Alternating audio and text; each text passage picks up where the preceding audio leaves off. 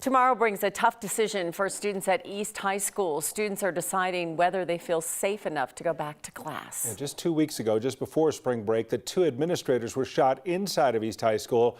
That shooting happening only weeks after students at East lost their classmate, Luis Garcia, to gun violence. 9 News reporter Courtney Yoons with us now. And Courtney, the students say returning to East, that's become a difficult decision, not just for them, but their families as well.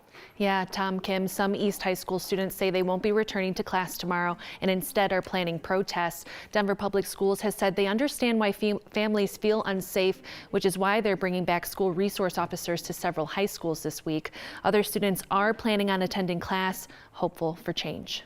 Yeah, I know lots of people are going to protest and not go back to school. Returning to class isn't going to be easy. I think East will be able to come together stronger than ever. But for East High School junior Gabriel Curcio, I can't wait to see all of them. He wants to be back at school with his community, friends and teachers while healing. It's not just an East problem, it's a nationwide level problem, and we need to fix it before more kids die. He's been to many protests before and says he'll keep speaking up. Lately, he's been thinking about his classmate Austin Lyle, accused of shooting 2 school administrators and who later died by suicide. I think to kick a kid out of a school does nothing for them. Curcio says people who knew Lyle say he was a great person, kind. He wasn't just some evil person or some criminal. You know, everyone has their own stories and their own struggles.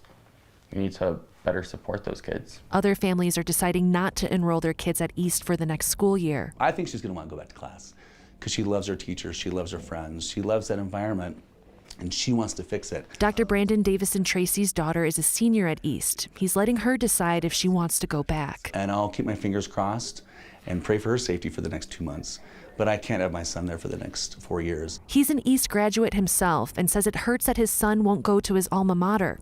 As a pediatrician, a lot of his patients are high school students in the area. When I talk to the kids, it feels like they're in a war zone. They have a flat affect.